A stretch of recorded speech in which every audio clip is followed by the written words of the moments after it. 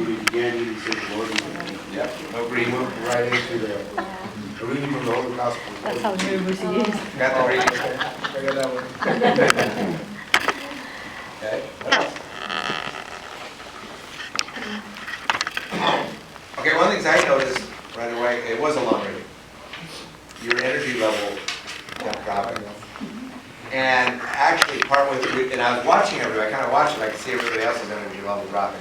When they're long, you have to concentrate on keeping, you started losing the inflection in your voice, and pretty soon your voice started getting, and everybody was going. So you gotta be careful, especially in a long reading, because, and you keep your inflection in there, and your pacing in there, so it keeps it alive for everybody, because if you don't have that energy there, nobody else is gonna have it either. Okay? Did anybody else notice that? It was a very long reading. It was long, very long reading. Yeah, Mike, you can Mike wants to say something. I just wanted to say that I didn't think you did enough eye contact. You did a lot more reading, but not looking up at a lot of people. I mean, you read for long paragraphs and not, you know, I would like to have you look up more. Yeah. I mean, that was a long reading, but you did pretty good, considering. When you have a long reading, just a suggestion, you really have to learn in that reading things you can go through fairly fast. And then other places where you want to slow down. Particularly you want to slow down when you're quoting Jesus' words. Those words should have power. They're very different from, you know, describing the scene. Very, very different. And it will help you. And it will help your audience too, because you're going through those parts relatively fast. You don't have to have it all be the same at all. But let Jesus' words, let them be powerful. And the other thing, at the end of the sentence, didn't happen all the time, but it did happen a few times, where your words just kind of off. You know, your words just kind of you want to keep the end of the sentence, keep it up, actually. Don't let it drop off at all. And keep it good and strong as you finish. The other thing, too, is when you're going to say Jesus' words is just a recommendation, I would recommend you have those almost memorized. So when you say them with power, you can look at people. And that will grab the people. They'll remember Jesus' words, which is what you want. This is a conversion experience, a heck of a conversion experience. You know, we know the difference between Samaritans and Jews. You know, so, I mean, this is really a big deal. First, it's male and female. Jewish men did not speak to females, let alone a Samaritan female. So it's a really big deal. This can be an extremely powerful reading because it is such a strong conversion experience that this woman goes through. Here's this woman that has to go in the middle of the day when it's really hot, all by herself. The women at that time didn't do that. The well was a place you went and gossiped. The women loved to get there. It was a greeting place for all the women. But this woman has to go all by herself. You know, there's no friends. She has no friends. Nobody to go share with. Nobody to gossip with. She's extremely lonely. She hangs on to these guys because she's so lonely. She's got to have somebody. She doesn't even care that much because she knows she's being ridiculed. And then this stranger, a Jewish man, reaches out to her in a way it's never happened before in her life. So that's why you want to really get into that gospel whenever this is a tough one. I don't know if you pictured it, but this is tough. To do this reading is difficult. It's not But that that- original. But that's how you want to do the readings. You really want to get into them and take them so that you'll know when you should be strong and emphasize that. Actually, when Jenny changed the schedule, messed up my, mine was Good, the Advent it's- season. Yeah, that's a tough gospel to proclaim because it's so long, but it can be dynamite. I wanted to compliment you that you did memorize the last line, and went into it right into your ending. I like that. You mean what's in your pocket? What do you want? Yeah, that's great. We're not on Humble yet, so One final thing on the proclamation. Uh, The very final thing, when you say the gospel of the Lord, just like in the beginning, when you say the Lord be with you, you're in conversation with the assembly. And if you're in conversation with somebody and you make a statement to them expecting you to respond back, You look at them. shouldn't you be looking at them rather than, you know, like, what is your name? Jeff. You know, you would look. Well, the same way when you say the gospel of the Lord, you know they're going to respond, so you look at them. You know, don't put your head down, oh, I'm going to the homily next, you know, whatever thing I'm going to do next. You know, you wait for their response. You engage them. Okay, That's good. let's talk about the humbling. Okay, humbling. Let's talk about the nuggets, the good things, what grabs you. Well, it was very obvious to me, the nugget. Yeah. I mean, nobody can miss that. Yeah. Being prepared, using Lent, as a time of preparation, and it was very consistent. I mean, he used the word, a tool of repeating the same word several times so that you don't really miss it.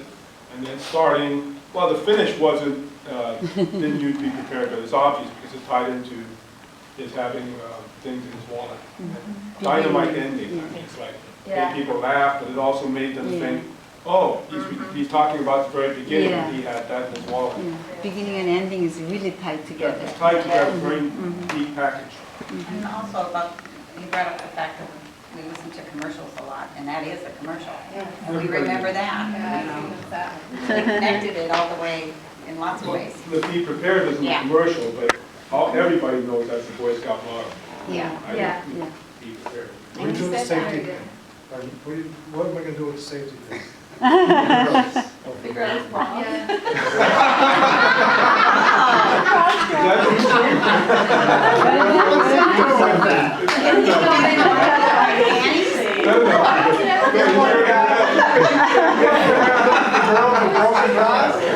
You don't want to bring a prop up unless you're prepared to explain it later. Actually, I started that when I was in high school.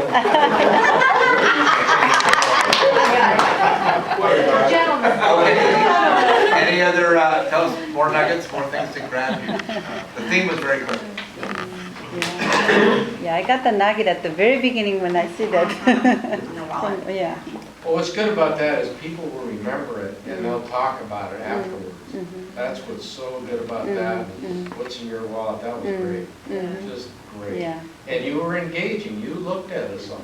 You had us there, that was terrific. Yeah. Mike? Just go on the nugget and back to repeating, I like the way he said, kind of went through our senses, mind, our ears, our eyes, and how we can, the different ways we can prepare to do. I just, for me, that was, he had me listening to that. He had me. It was a rhythm.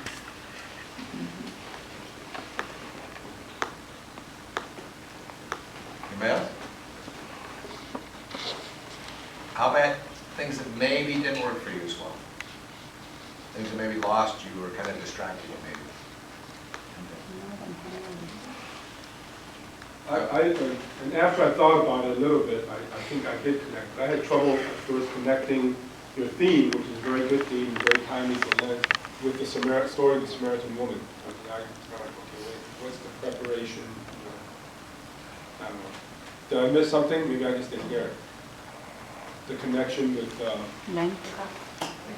I actually have that written too. I have it written down here. What is the theme? Okay, it's be prepared. I wrote that down. And then I went, how is it tied? How does it tie into Well, the the soul readings? searching, because Jesus invited the woman to do some soul searching in her life. So being prepared is doing some soul searching of our own, having a deeper relationship doing that. Is this tomorrow's gospel? Yes. Oh, yes. You can listen to it again. Yeah. And what you want to do, if you're going to do that, is to make a conscious effort to tie your theme to it, so that we understand what the tie to the theme is. That doesn't mean you always have to do that. If you're going, in the season of Lent we're in, of which this gospel is part, and maybe say the place of the gospel and the way of the gospels lay out through Lent, then you could tie it into the season of Lent, and or to an event, say it's a rite of acceptance for the RCIA or something. You can focus on that because it's a theme of the liturgy, and it fits. And usually the readings should fit that as well. But you always want to use something to tie it to that, so you have a link and go, okay, I get it. I get the link. See what I mean? Because remember, part of what the homily does is it breaks open the readings and it breaks open what's going on in the liturgy, so that they get a better understanding of what God's saying to them today. Now, the message is good, I'm just saying, but you need to tie it together too. After thinking about it, how in my mind I thought was the tie-in was that this woman wasn't prepared. She wasn't living a kind of like a Lenten life, and so she wasn't prepared for this encounter with Jesus. Whereas, that's how I tied it. But I had to think about it. How does that being prepared? Oh, okay, maybe this is one way you could. So I didn't do what you did. I kind of tied it in another way to the gospel. See, and if that was your thought, you could have thrown a sentence in there that would have done the said.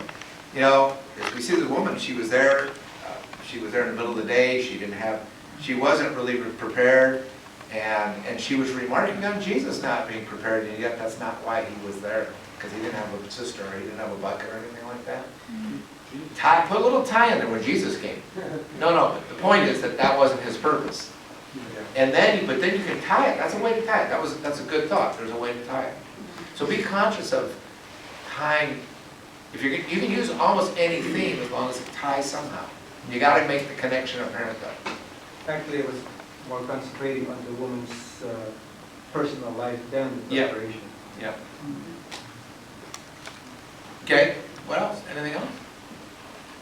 I got a suggestion about, it fits in well, this post-lunch gospel proclamation would come up better than the first thing in the morning. Yeah, but he could be doing the 5 o'clock mass on Saturday night. No. Maybe fasting. What'll happen too, and I think Deacon Michael would say it too, usually when you're preaching, you're doing more than one mass. And sometimes those masses get separated. If you're covering for one of the priests, and his schedule may be like the 5 Saturday and the 5:30 Sunday, and that's what happens in our parish. And you may be preaching at that one and then that one, and you have this big gap. You got to keep the energy going between Saturday night and Sunday night, and it's at the end of the day, and you have to know your congregation, you have to know who's sitting out in the pews, and you have to be able to tune that delivery to your assembly and enliven them a little bit. And if you're doing 7:30 in the morning, you really have to enliven them, because they haven't had their coffee yet. They're like, so you have. As part of it is knowing the time of day. That's a great point Frank made. Know the time of day, and then try to adjust. You don't have to change the homily, to change your energy level or the way you approach it to fit the group that you're speaking to and the time of day, and that'll help you out too. I wasn't just talking about his energy, I'm talking about my energy listening. But see, his energy could have brought your energy up. Well, it could have, but also, my energy would have been better this morning. Yeah. That's true. That's part of knowing your group, though. Especially if it's the end of the day on Sunday. Everybody's been out all day Sunday doing something. They're all probably sleepy. He woke us up with his wallet. No, I know. His wallet. Good attention grabber. Yeah. You have to know your people, really, like Deacon John said. In my parish, 7:38 Mass is all the people that wish the Mass was in Latin. And there's no singing. It depends on the priest. He loves to throw in singing, which I love. Anyways, 7:30 Mass is mostly old timers. They get up 9 o'clock Mass is the children's Mass. So it's completely opposite. Now, I've done 7:30 and 9 and 11 and 12:30 all on the same day. So you have, you know, you can't give the same homily 7:30 that you give at 9 o'clock. You just can't. You gotta be able to twist things a little bit sometimes. It may or may not happen. You just have some reminders. From mass to mass, that's what I was trying to get at too, is you're doing multiple homilies, no two homilies will be the same. And your energy level change, and that's why I always say, I hear deacons say, well, they preach all the masses, honey. By the time they do the last one, they didn't do the people any justice or themselves because they're exhausted.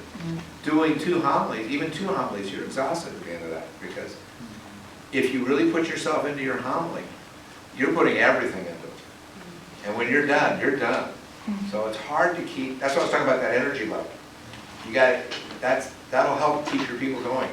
Moving will help. Sometimes if you get comfortable, I think Ray, there you are. You've done it where you get out and you move around. Ray's moved around a little bit. Moving around keeps people's attention. It keeps them elected. So if you get to that point where you're comfortable doing that, that's good. It means you can't necessarily carry your notes with you, so you have to really get comfortable doing that. But things like that will help. It doesn't mean you have to. It just means these are things that can help you down the line if you're comfortable doing it. Don't do anything you're not comfortable with.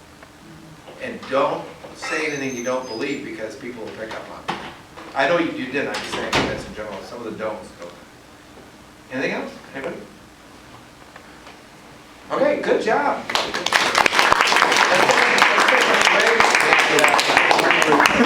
We are running